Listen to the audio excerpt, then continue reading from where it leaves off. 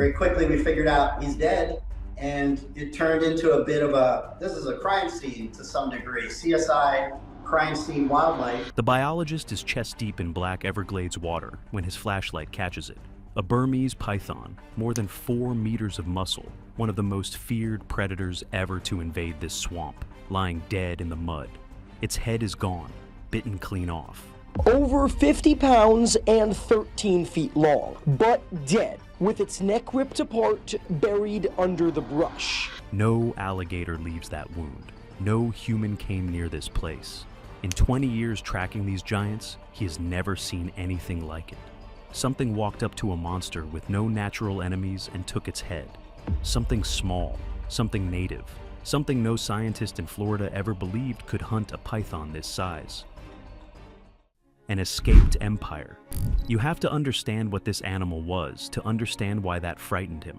This was the snake that had erased 99% of the mammals across an entire stretch of this swamp. This was the thing that had once swallowed a full-grown alligator, whole, armor and claws and all. Back at the lab, when researchers opened this species on the table, they would sometimes find a gator still nearly intact inside the coils. Nothing in Florida's wild had ever dared to lay a tooth on it. So, what kills a monster that has no natural enemies? And here's the part that kept the whole team awake. The answer was not some bigger, scarier predator moving into the swamp. It was something science had never even put on the list of suspects. But to see why that matters, we have to rewind all the way to the beginning. And the beginning is not in the swamp at all. It starts in somebody's living room. This nightmare did not crawl out of the wild. It was ordered, paid for, and shipped in a box. Back in the 1980s, when the exotic pet trade caught fire across South Florida, the Burmese python became the most wanted animal on the shelf. People paid serious money for rare individuals with unusual, striking skin patterns shipped straight from Southeast Asia. And the sellers always offered the same comforting little lie. This one stays small. This one barely eats. The truth was the exact opposite. These snakes grew and never stopped.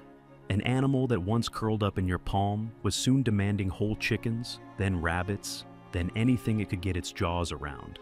So, a lot of those owners, staring at a several-meter predator now living in the spare bedroom, took the easy way out. They drove to the edge of the Everglades and let the problem slither off into the dark. Then, in 1992, Hurricane Andrew came ashore and tore roadside breeding facilities to splinters. In a single night, a wave of mature, selectively bred pythons escaped into the wild all at once. Start with a few dozen escapees. Add years of people quietly dumping the pets they could no longer handle. And you do not get a scattering of stray snakes. You get an empire. Today, the population is estimated in the hundreds of thousands, stretching from Lake Okeechobee all the way down to Key Largo. But their numbers were the least of what made them unstoppable. The perfect invader. What turned this snake into a true nightmare was not how many there were. It was how perfectly it was built to disappear. That patterned skin, the exact thing collectors once paid a premium for, turned out to be almost flawless camouflage. A creature several meters long can melt completely into the mud and the broken light of the swamp. Seasoned researchers have admitted they stood 2 meters from a full-grown python and never knew it was there. And that is only half of it. Along their jaws sit rows of heat-sensing pits so sharp they barely need to see. They read the warmth of a living body instead. In total darkness, a rabbit or a raccoon has nowhere to hide from a weapon like that. Their menu might as well be unlimited. Birds, possums, bobcats, deer, and jaws that unhinge wide enough to swallow prey bigger than their own skull. A single female can lay up to 100 eggs in one clutch, breeding faster than any human effort could hope to match. But the greatest advantage is almost insultingly simple. This was a land with no natural enemies. Back home in Southeast Asia, these pythons share the forest with tigers and leopards that keep them in check. In the Everglades, nothing had ever evolved to even recognize an ambush hunter this size. And then, it got worse. Geneticists found that a small number of these snakes carried genetic traces of a related python species from India, a quiet hybridization that made an already unstoppable invader even tougher. So, picture the full package. Overwhelming numbers, senses that turn darkness into a hunting ground, a body that vanishes in plain sight, and not one native predator strong enough to stand in its way. Only a single name in all of Florida could even be spoken in the same breath as a challenger. And it did not belong to a mammal or a bird of prey. Before I tell you who that was, one quick thing. If stories like this, the ones that live in the strange gray zone between science and nightmare, are the reason you are here, do me a favor and hit subscribe to World Enigma right now. It genuinely keeps these deep dives coming. All right, back to the swamp and the Old King. The Old King. Its name was the American alligator, and calling it an animal almost undersells it. This was a dynasty, a design nature had been perfecting for more than 10 million years. Its weapon was a set of jaws that clamped down with a bite force above 2,000 pounds per square inch. To put that in perspective, a lion bites at around 1,000. A human musters less than 200. An alligator does not simply bite. It crushes bone like dry twigs. Its defense was just as brutal, real bony plates woven straight into the skin of its back, a living suit of armor. And to finish a fight, it had the infamous death roll, a spin explosive enough to tear a limb clean off. Whatever it caught, it kept. For 10 million years, this creature had almost no enemies worth the name. But the python did not fight the way the gator did. Its jaws were never built to crush. They were built to hook, rows of backward curving teeth that mean once prey is caught, it can only be dragged deeper in, never pulled free. And once enough coils are wrapped around a victim, it begins to squeeze. Not the slow, steady crush of legend. With every breath the prey exhales, the coils cinch a little tighter, until the pressure chokes off the blood and stops the heart in under a minute. So, what happens when the oldest king of the swamp meets a challenger that fights by rules it has never seen? When giants collide. As the easy prey thinned out and these two giants started colliding, biologists began recording scenes no one had ever documented. They found enormous pythons floating in the water, bellies torn open from the inside, proof that even after being swallowed, an alligator's armor and claws had landed one final fatal blow. And then they found the exact reverse, alligators lying dead, their bodies wrapped in the unmistakable spiral bruising of a lethal constriction. The war was running both ways. For the first time, the invaders themselves were bleeding too. Nothing, though, prepared them for 2005. A 4-meter python was found floating at the surface, its body split completely in two. Jutting out of the ruptured torso were the armored tail and hind legs of an alligator nearly 2 meters long.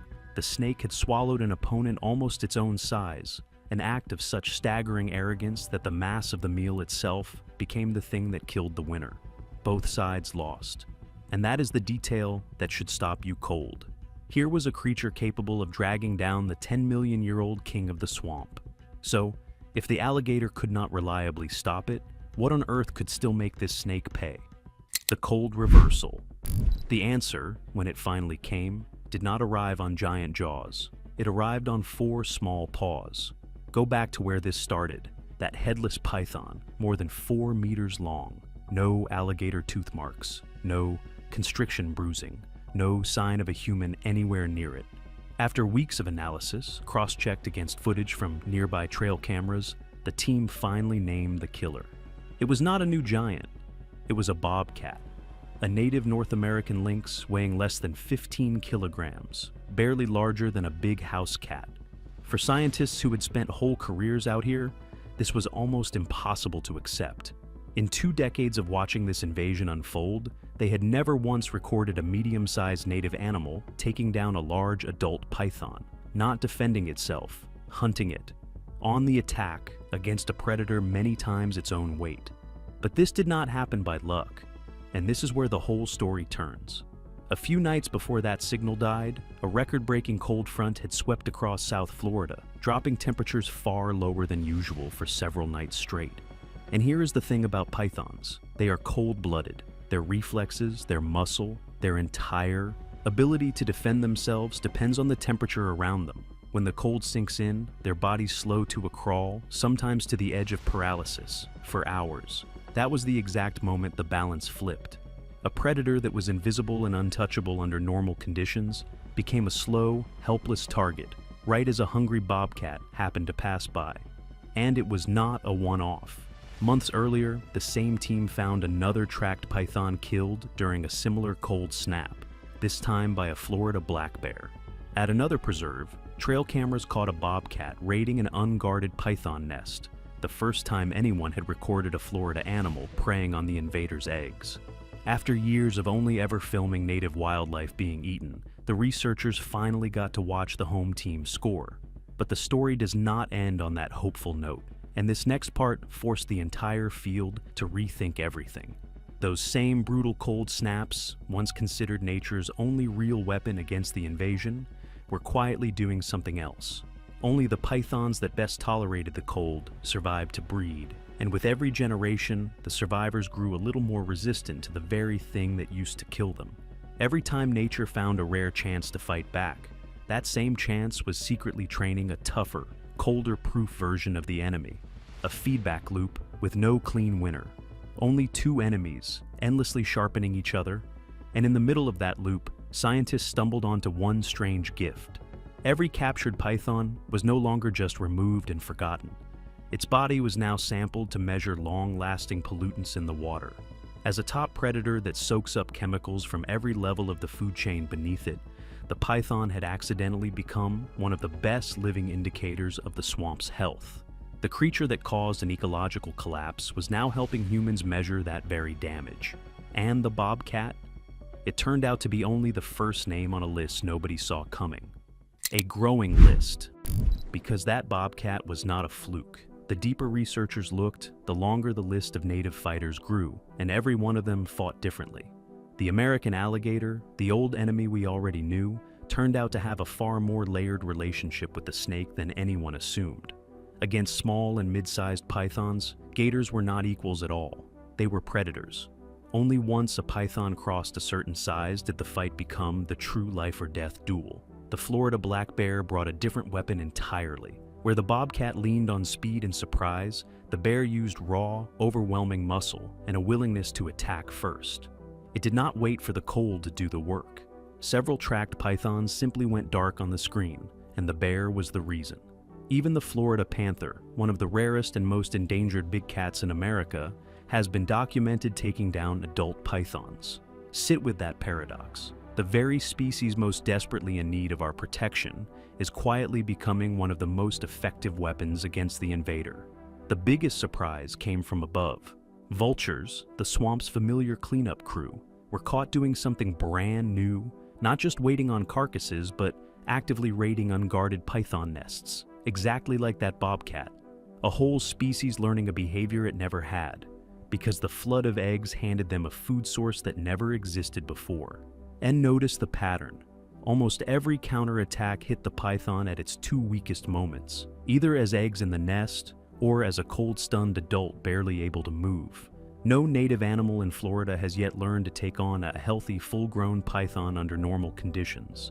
What is forming is not a single hero. It is a scattered web of pressure from many directions at many different times.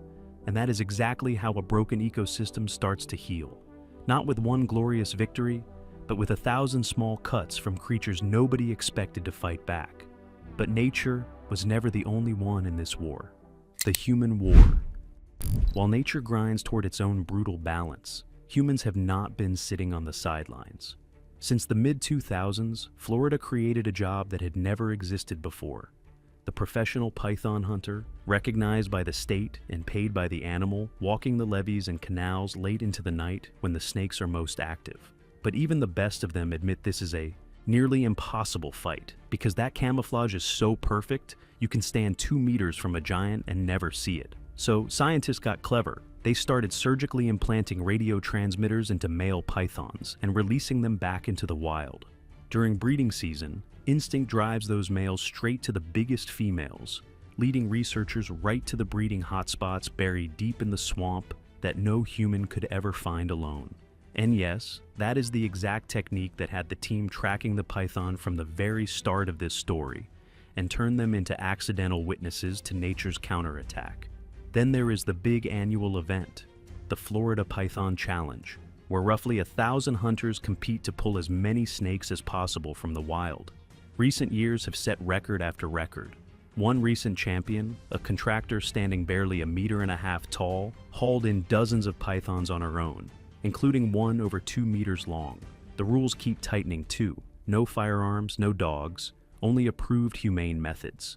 But the most striking move of all did not come from a hunter. It came from a machine. Working with the University of Florida, water managers deployed dozens of robotic rabbits across key habitat. Mechanical decoys engineered to give off body heat and exploit the python's own greatest strength, its ability to sense a warm body in total darkness. For the first time, humans were turning the invader's own weapon back against it, the hunted finally borrowing the tools of the hunter. And still, here is the sobering math. More than 23,000 pythons have been removed from Florida since the year 2000. An impressive number until you set it beside a population in the hundreds of thousands, spread across a wilderness too vast and too wild to ever fully search. Officials will tell you plainly that a hunting contest was never going to wipe out the species, because total eradication was never the real goal. The goal is to slow the spread, protect what native wildlife remains, and buy time. Time for nature itself, slowly and mercilessly, to keep searching for its own new balance. So, where does all of this actually leave us? A changed world. That headless python from the beginning was never the end of a story. It was the opening line of a completely different one, still being written today. And the ending is still anything but certain. The bitter root of it never changes. Everything unfolding in the Everglades traces back to a chain of human choices, a collector's hobby, a dishonest sales pitch, a hurricane, and countless quiet moments when someone chose to release an animal rather than face the responsibility of having created the problem. But what has changed is how we understand the rest. This is no longer the simple picture of an unstoppable invader silently claiming every inch of unprepared land. Today's Everglades is a far messier battlefield, where the invader and the native both have to adapt, evolve, and pay a price no one saw coming. A bobcat learns to exploit a rare weakness. A python population learns to survive the cold that used to kill it. And the humans in the middle are both the cause of the disaster and now part of whatever solution might exist. None of us know where the final balance will settle. Maybe the Burmese python stays the king of the Everglades forever. Or maybe, over the coming decades, nature slowly claws its way back to its own kind of order, gradually, brutally, but far from powerless the way we once believed. Which brings me to you. Is this still a war that humans actually have a chance of winning? Or is this simply a new world, permanently changed, one that every living thing here, including nature itself, now has to learn to live with? Drop your honest answer in the comments because I read them, and this is a question genuinely worth arguing over. If this story pulled you all the way to the end, hit that like button and subscribe to World Enigma so the next one finds you. I will see you there.